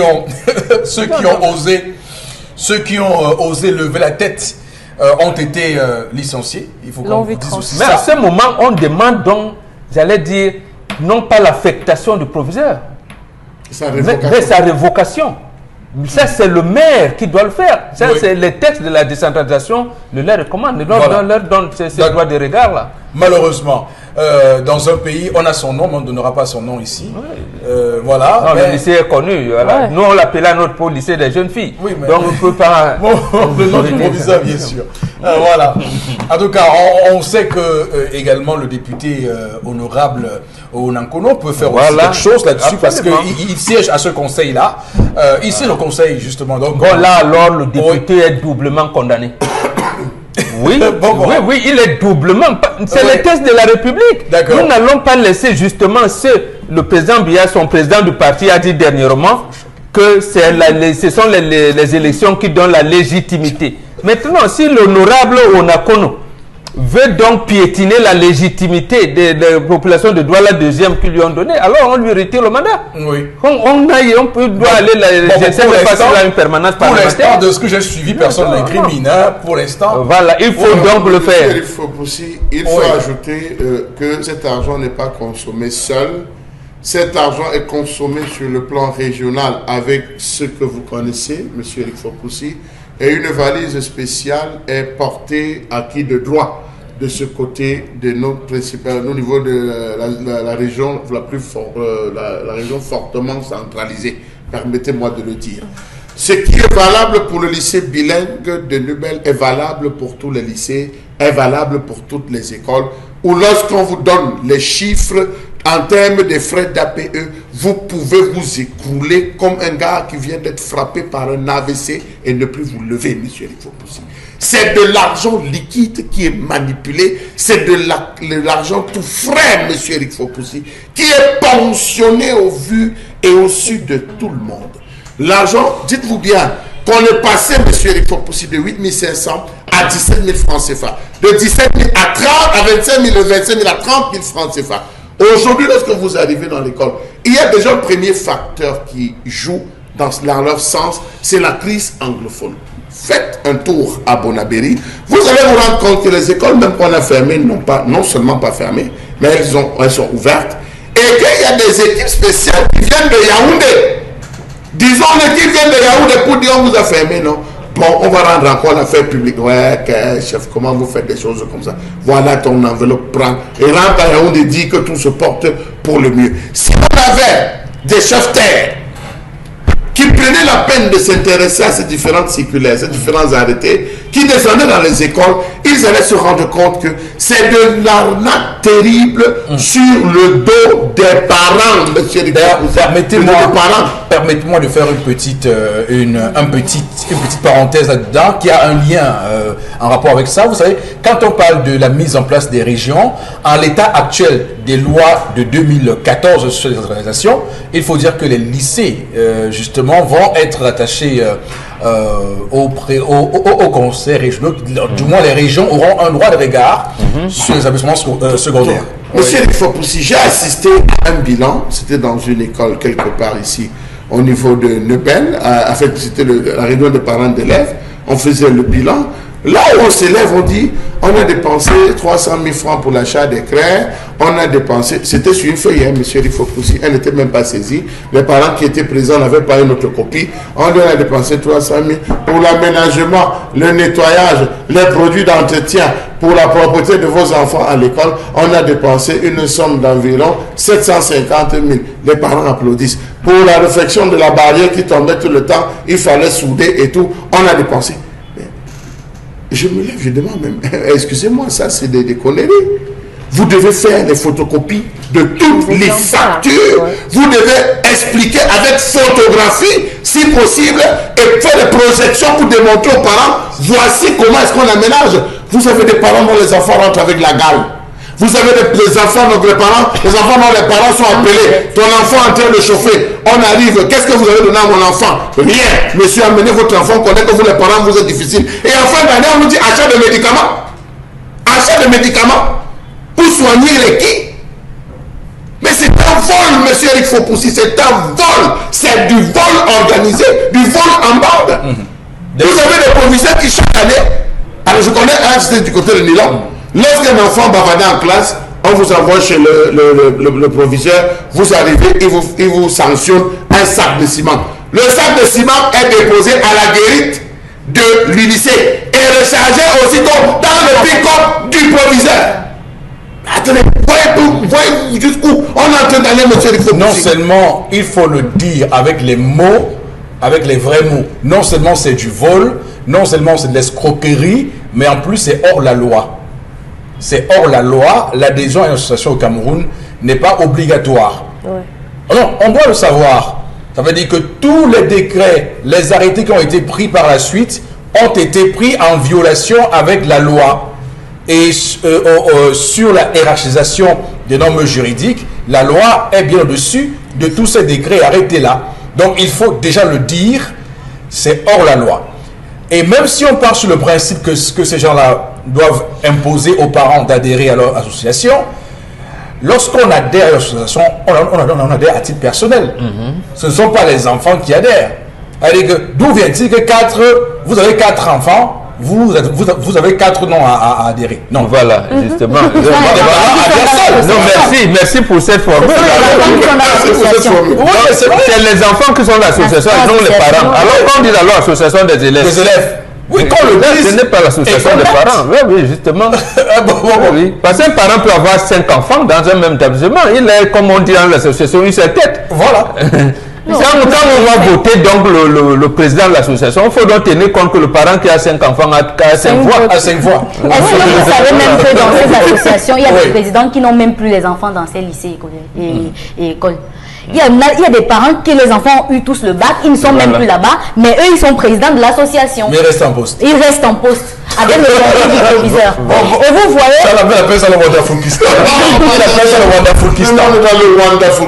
Et dans cette association de parents d'élèves, on fait la réunion une fois par an parfois. Donc à la rentrée des classes, tout le monde, dès qu'on a fini de cotiser, les parents ont fini de payer les frais exigibles et autres, on annule et on ne parle plus jamais d'association de parents d'élèves jusqu'à la rentrée prochaine. Monsieur, et vous voyez. Permettez-moi, avant que Karine ne rebondisse, de vous dire que le lycée de Deido a réussi, nous dit-on, à installer 25 caméras de vidéosurveillance.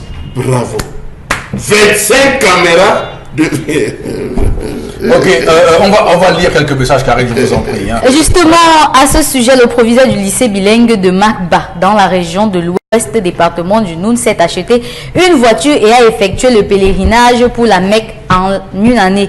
À la rentrée, il exige la négociation et recrutement à 30 000 francs à prendre ou à laisser. Le recrutement. Voilà. Le recrutement, ça c'est avec le concours. Et vous savez que les proviseurs et les lycées généralement ont un réseau qu'ils tissent entre eux pour recruter les élèves chaque année. Mais vous avez vu que Nalova Lyonga est entrée dans ce système parce que quelques jours après le lancement de la rentrée, elle a laissé le temps que les gars, l'argent entre dans les caisses et on a programmé les affectations des proviseurs. Donc les gars se sont un peu bourrés les poches, ils s'en vont, d'autres viennent continuer. Mais voilà le système. Comme si on ne savait pas qu'il devait avoir une rentrée scolaire et que celui qu'on affecte devrait démarrer la rentrée avec les recrutements et tout. Cette colère reste d'actualité et je voudrais également dire à ce sujet le message. Voilà, l'APEE est devenu vraiment un business dans notre pays. Imagine les parents qui ont plus de 4 enfants dans un même lycée. Où va-t-il prendre l'argent vu que même manger, il a de la peine à la maison d'Alice Mba depuis Obili à Yaoundé. Si ça fait 32 000 fois 4 en termes de frais d'inscription, on se retrouve De recrutement. on se retrouve dans 128 000. Non, juste pour l'inscription. Ah, d'accord. Oui. Auquel on ajoute 100 000 francs pour les 4 enfants à raison de 25 000. Le parent a 228 000 francs CFA à débourser de manière crue pour ses enfants, sans compter les fournitures scolaires, les sacs, les tenues et les chaussures. Et on m'a dit prévoir l'argent du mois pour le démarrage. Vous imaginez ce que nous prend les établissements publics? Non mais c'est très grave parce que cette question des APEE est une question qui s'ajoute déjà à une chose qui est une injustice pour l'entrée en 6e dans nos lycées. Et je disais encore ici hier, Oui.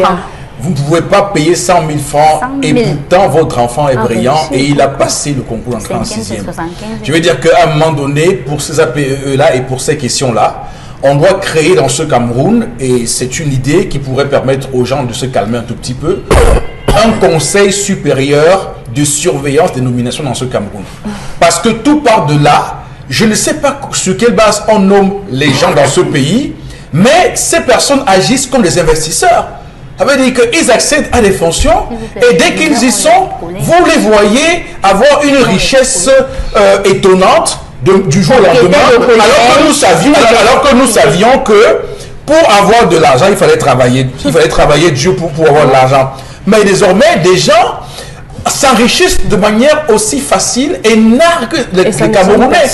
C'est une question essentielle et nous devons tous, autant que nous sommes des citoyens camerounais, réfléchir sur la possibilité de revoir comment on nomme les gens dans ce pays parce que c'est devenu un business. Les gens courent aux nominations, les gens sont prêts à payer pour se faire nommer et une fois nommés, ces mêmes gens-là nous mènent la vie dure.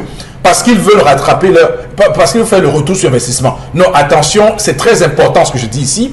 Donc, réfléchissons-en et pensons bien à ce que nous voulons pour l'avenir de ce pays. Il me semble que au temps d'Aïdjo, les gens se battaient, travaillaient, s'en sortaient, mais depuis quelques décennies, il y a une impunité totale. Les gens s'enrichissent comme ils veulent. Les gens nous... Mais je veux dire, à un moment donné, quand même, hein, il faut qu'on s'asseye comme des Camerounais et qu'on se dise des vérités. On a le dialogue. Oui, on en parlera là-bas. Voilà, Mais à côté de ça, je pense que Eric Fopoussi, les parents doivent dénoncer ces choses-là. Vous arrivez à l'établissement de votre enfant, on vous exige les choses comme ça. Parlez, en plus de dénoncer la tenue de sport, les frais d'informatique, vous payez les frais exigés. Non, mais c'est trop. Dominique Audrey Oyengele, permettez-moi de vous dire qu'avant, l'école d'avant ramenait les parents, c'est-à-dire on ramenait l'école aux parents. De nos jours, on éloignait les parents de l'école. Dans ce sens qu'on dit, mais est-ce que vous avez besoin de vous déplacer? J'oubliais ça. Mais il y a un problème dans ce pays aussi pour ces lycées-là. Le business des confections des tenues. De sport. Pas de sport, le cadre du lycée de Daïdo. Le cadre du lycée de Daïdo, c'est un business propre des personnes. Le cadre du lycée de Daïdo. J'allais vraiment oublier. Oui, c'est un business, c'est un réseau partant de la maison mère de confection jusqu'à la femme qui va coudre. C'est un réseau tissé. On te donne le numéro où tu vas aller payer. La personne c'est qui tu vas payer, comment tu vas payer pour récupérer dans l'une des boutiques. Ils ont des difficultés. Non, monsieur, il faut. Non, mais ce pays doit changer. Ce pays doit changer. C'est terrible. Donc, les gens sont assis à des fonctions et s'enrichissent, s'engraissent. Non, il faut qu'on arrête un peu ça. Je vous en prie, madame, monsieur. Il y a encore... oui, un dernier message. Moi, je suis à Japoma, c'est grave ici. L'APEE, c'est 33 000. Et déclaration de recettes, 7 000 francs.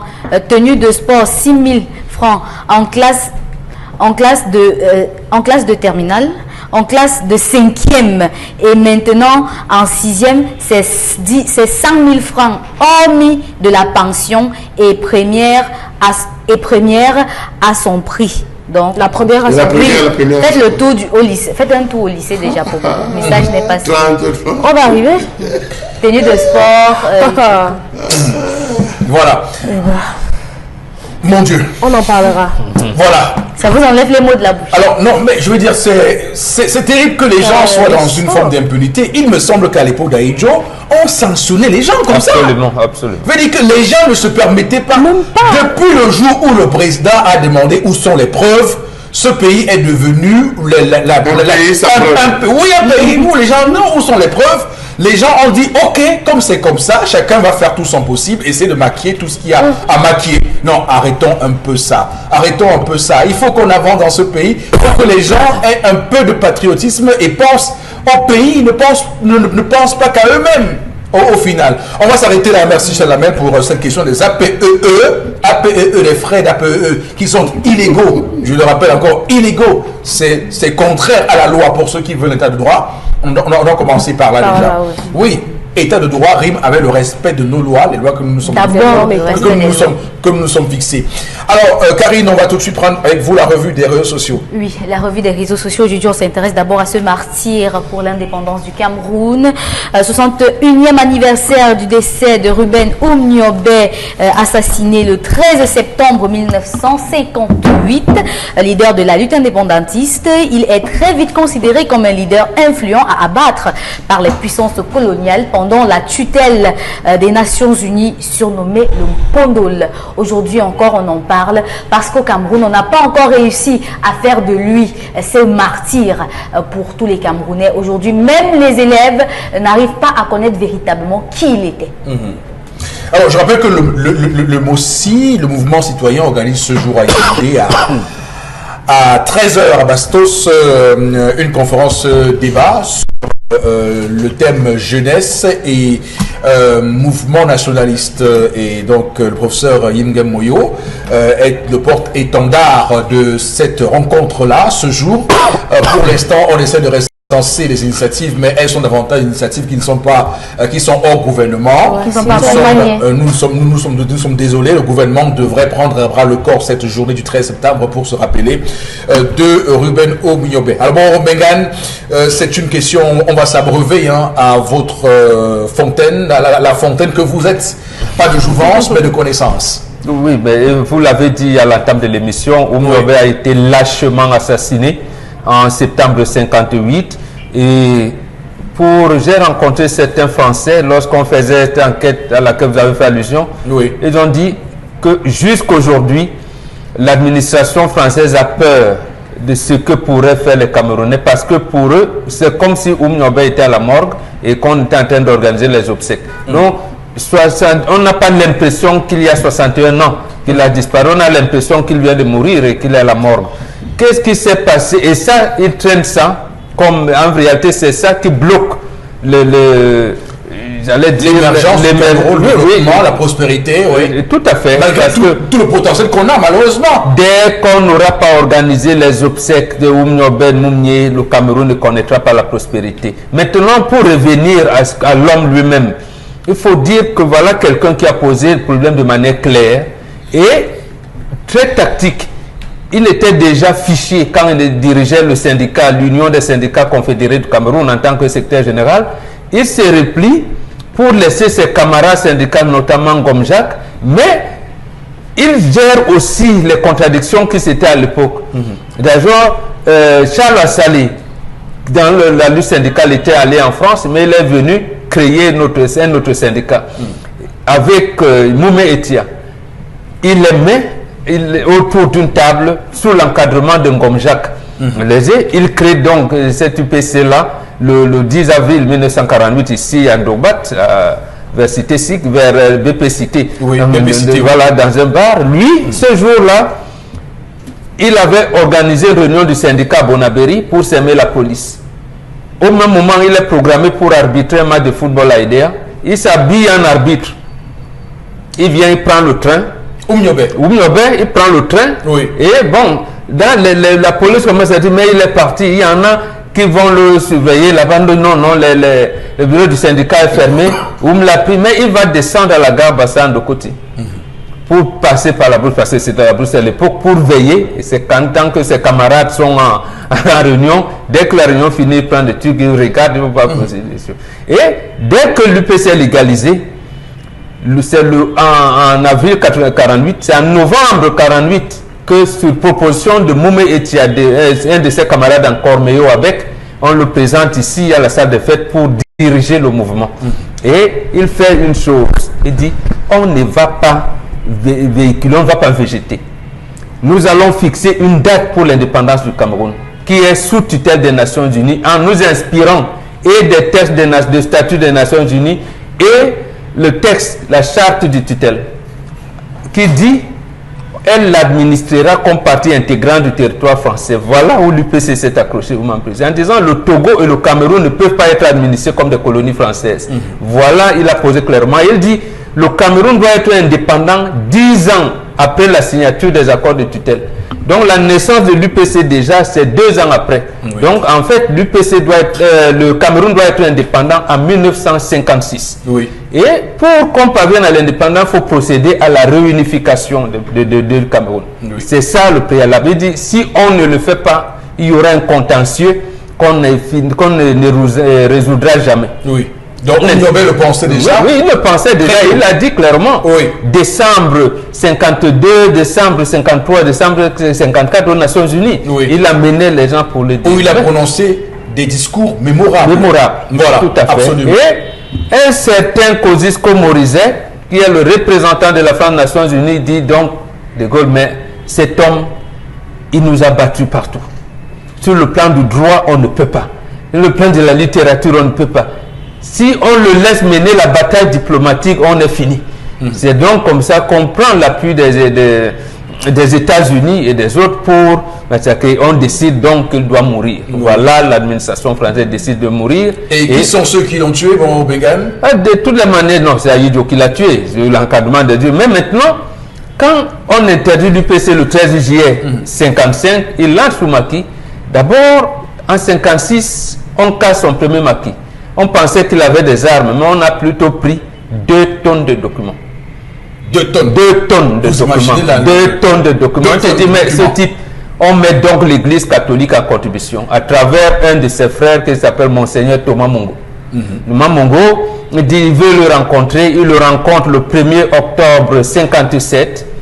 Il dit à Thomas Mongo, mais non, c'est là où on parlait souvent de la prophétie qu'il a dit à Thomas Mongo, non, je n'ai jamais été radicaliste. Chaque fois qu'il y a un haut commissaire qui arrive, je lui adresse une lettre. Comment procéder à la détente politique du Cameroun? Il a dit, prends ça, les 3 variantes, va les remettre. À l'époque, c'est Roland Pré qui est le commissaire à Yaoundé. Oui. Donc, il va les remettre.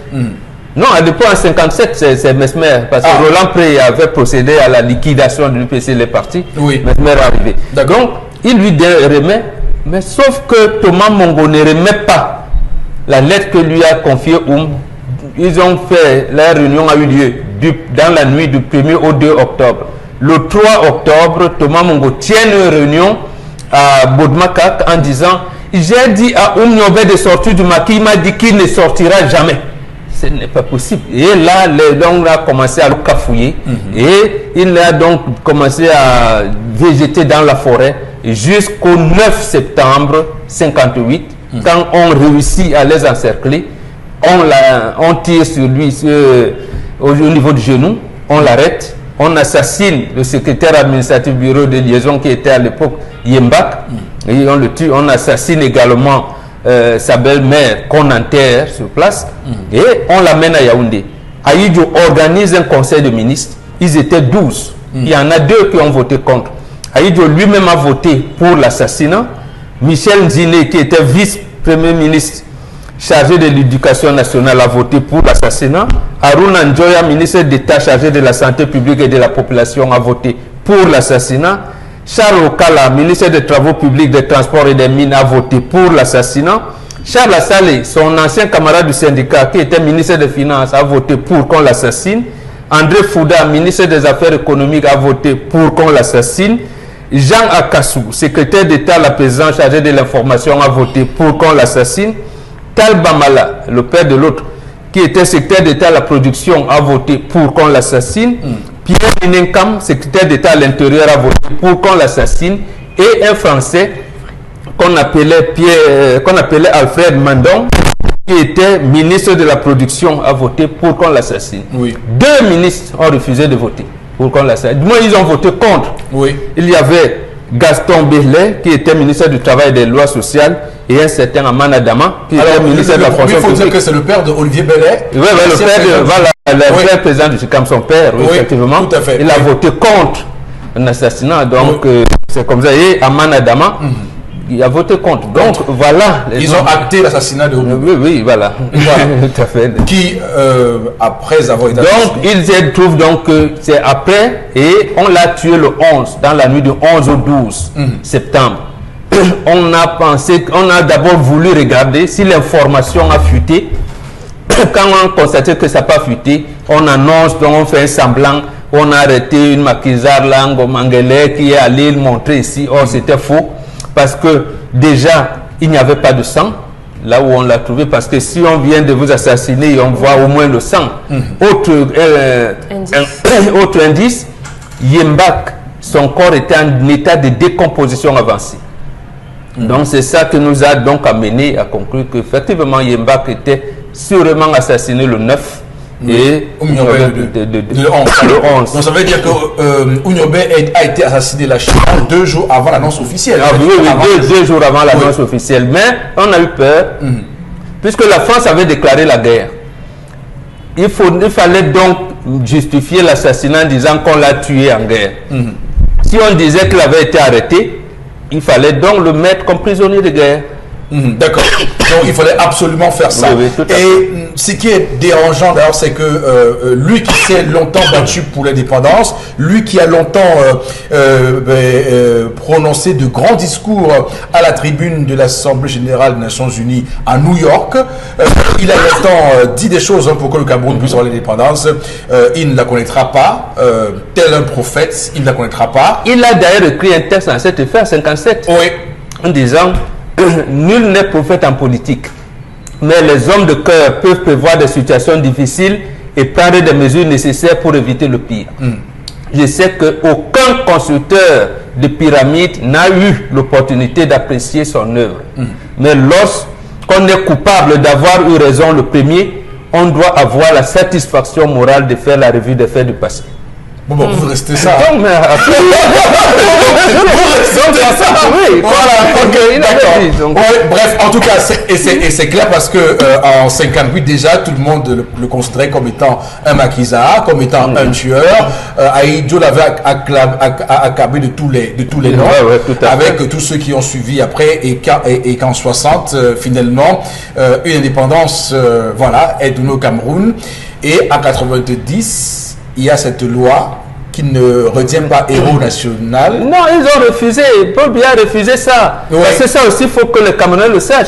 Il a dit qu'il le considère comme figure qui ont marqué l'histoire du Cameroun. Justement, le projet de loi parlait de héros. Oui. On a barré le mot héros. Pour mettre grande figure. On a dit, voilà, les grandes figures. Donc, une réhabilitation qui n'est pas complète, totale, malheureusement. Et nous en sommes là à souffrir de ce Cameroun qui n'a pas reconnu celui qui s'est battu toute sa vie, malgré tout ce que lui offrait la France, parce que il faut aussi dire qu'on a longtemps cherché à corrompre Oumniobé. Ah oui, il a décliné. D'ailleurs, il a eu beaucoup de soucis avec Houphouët-Boigny, parce que Houphouët-Boigny a commencé avec Oumniobé dans la RDA, mais Houphouët a choisi de collaborer. Lui, il a dit je préfère. Justement, oui, justement, et parce que Houphouët en a bénéficié, parce que même le décret qui met le Cameroun, j'allais dire, qui a menotté le Cameroun, Houphouët-Boigny était comme ministre. Ce Mitterrand était ministre de la Justice, garde des Sceaux, dans ce fameux décret 57 du 16 avril 57. Tout à fait. Il crée l'État du Cameroun. Voilà. Donc voilà, madame, monsieur, il fallait restaurer cette vérité-là. Oumniobé, il faut qu'on le sache, c'est le plus grand de tous les Camerounais. Quoique tous ceux qui l'ont connu, tous ceux qui lisent l'abondante littérature, tous les écrits laissés par Oumniobé voient en lui un véritable génie. Et il n'y a pas eu un Camerounais qui a été aussi productif que Ruben Oumniobé. Personne ne lui arrive à la cheville. Alors, Chalamel.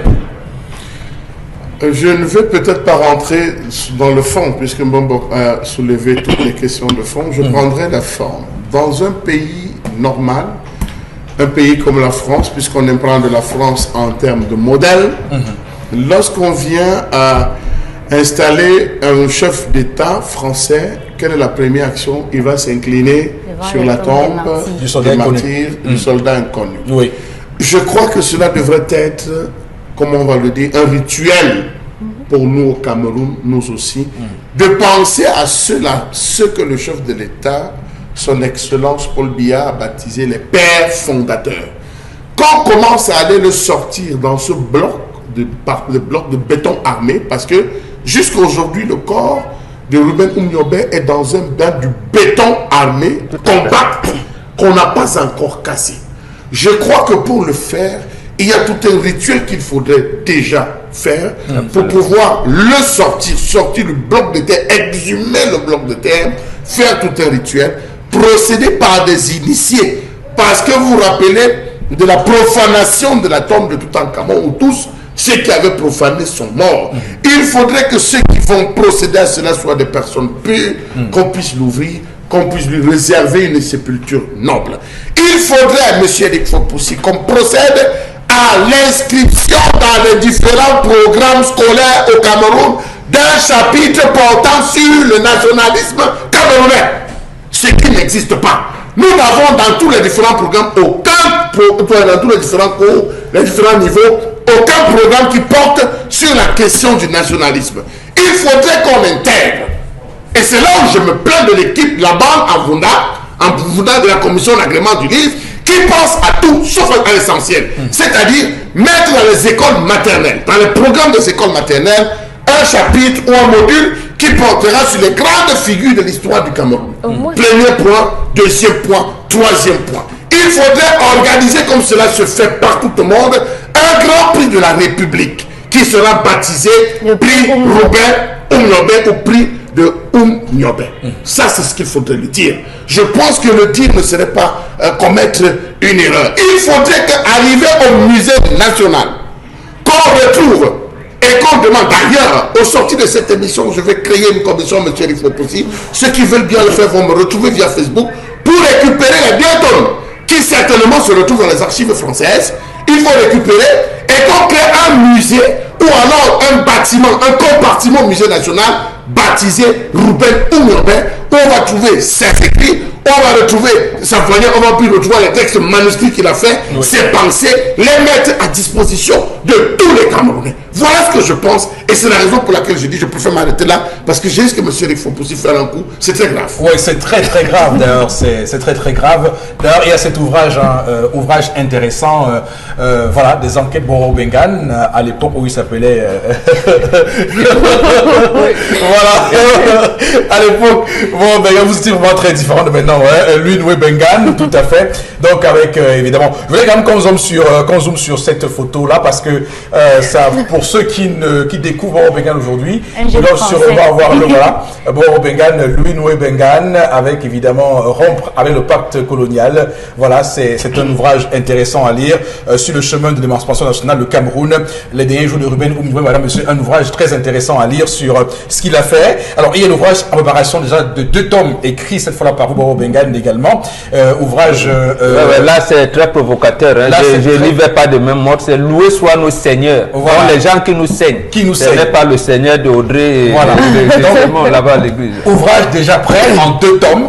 Donc voilà, on ne vous dira pas où trouver pour ceux qui malheureusement. Voilà, contactez-nous quand vous pouvez. Madame, messieurs, merci infiniment. On va tout de suite prendre l'autre information de ce matin. Oui, la deuxième information, on s'intéresse à l'université de Yaoundé 2 à Soa. Alain Franklin Ondoa, le doyen de la faculté des sciences juridiques et politiques de cette université, a convié dans une correspondance le chef de département de droit privé fondamental, le professeur Minko Haché, par ailleurs recteur de cette université. On rappelle que Alain Franklin Ondoa a été installé dans ses fonctions le 6 septembre dernier à Yaoundé en remplacement de Magua Ondoa, nouveau recteur de l'université de Douala. Le problème que pose notamment cette correspondance, c'est celui du cumul de fonctions. Comment est-ce que, sur quelle casquette finalement, est-ce que le recteur ou encore le chef de département va assister à cette réunion appelée ou encore convoquée par le doyen de la faculté des sciences juridiques et politiques? Beaucoup de langues disent que c'était malvenu ou mal vu cette correspondance-là. Et il faut pousser.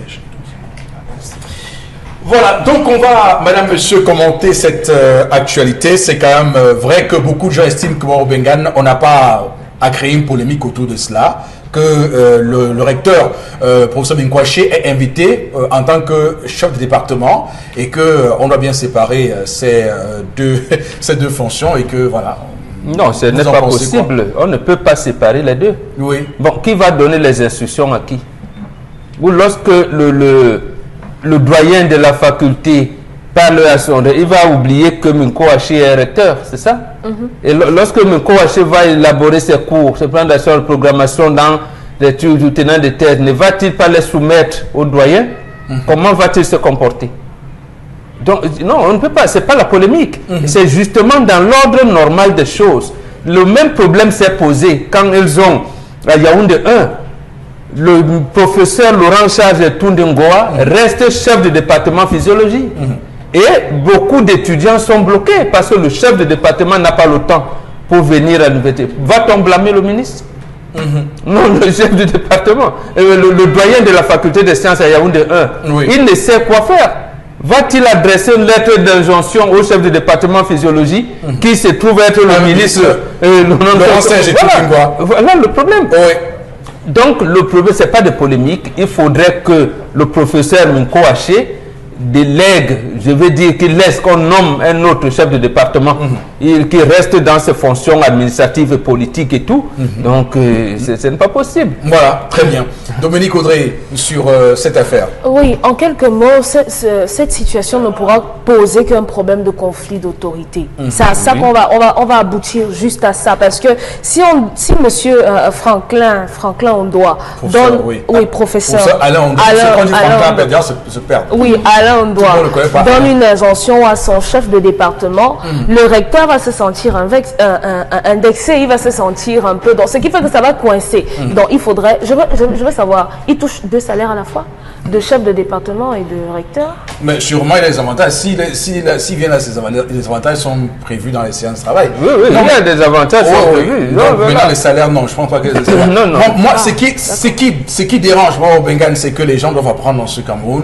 Là, parfois, lorsqu'on lance un sujet, il n'y a pas forcément derrière la petite bête. Nous voulons tous que ce pays soit à l'aise. Absolument. Et donc, quand on parle d'un sujet comme ça, on nous dit que le chef du département est placé là par l'académie, que ça n'a rien à voir avec une nomination politique comme le poste de recteur. Non, mais les gens peuvent se dire que voilà, en vertu de ma fonction de recteur, je peux pas m'occuper de la charge du département convenablement. On peut pouvoir le dire, il peut continuer à enseigner. Nous sommes d'accord. Il donne ses cours. Mais gérer un département comme celui-là, droit privé fondamental, c'est quand même très lourd, il faut le dire. Parce que le droit, quand même, l'essentiel du droit, c'est dans le droit privé. Donc il faut qu'on le sache. Et ensuite, il faut dire aussi une chose. Le recteur Minko Haché, aujourd'hui, doit tirer les leçons. Il a été aussi à couteau tiré avec son ancien doyen qui était là aussi, qui est aujourd'hui recteur à Douala. Donc, il semble que le fait qu'il ait cette fonction-là fait en sorte que ces doyens-là se voient en capacité de remettre parfois en cause son autorité. De ne pas reconnaître en lui le recteur. Donc il peut aussi tirer la leçon de tout cela. Voilà, on va s'arrêter là, madame, monsieur Salabel, vous pouvez dire un bon non, on va s'arrêter là. On va s'arrêter là, madame, monsieur, et retrouver le plateau B avec Constilamine. Nous parlons par le concept Salaka est une école parmi les meilleures du côté, bien sûr, de Yaoundé. Et la grande particularité, c'est quoi? Nous accordons, bien entendu, un accent particulier à la formation de nos étudiants. Et en plus de cet accent que nous accordons à la formation, nous offrons des stages académiques à tous les étudiants qui vont s'inscrire à l'ISPA. Notre campus est également doté d'une connexion Internet haut débit. C'est l'occasion plus que jamais d'attirer l'attention de tous les parents, de tous ceux qui nous regardent en ce moment. Rendez-vous du côté du quartier Kamkanan, en face de l'immeuble Macabo. Allez vous renseigner. Et je rappelle que les inscriptions se poursuivent tous les jours de lundi à samedi dans toutes les filières de formation du côté, bien sûr, de l'ISPA. Choisir une école, c'est bien, mais choisir l'ISPA, c'est encore mieux. Très bien, Constilamine, imbattable sur ce terrain-là. On va tout de suite prendre l'interpellation.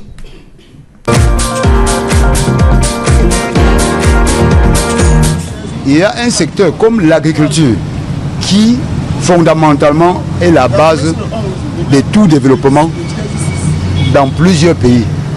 Nous prenons par exemple des pays au sud du Sahara, des pays comme en plein désert, comme l'Israël, qui a pu moderniser une agriculture en plein désert. Le Cameroun, par exemple, c'est un pays où il y a encore de l'espace cultivable. Ça veut dire que si l'État également pouvait organiser mieux ce secteur, en facilitant la tâche aux cultivateurs, en empruntant également de l'argent à ces cultivateurs, de même pour les éleveurs, moi je pense que ça devrait en principe venir booster la chose et améliorer leurs conditions de vie. De par ce qu'ils font, le développement va suivre. Et le progrès, le bénéfice qu'ils auraient eu en faisant tout ce qu'ils sont en train de faire, ça va permettre que les secteurs d'activité dans l'économie puissent se remettre en orbite et le progrès devrait suivre. Bon, moi je pense, pour ma modeste contribution, c'est ce que je peux dire concernant le thème que vous m'avez posé tout à l'heure.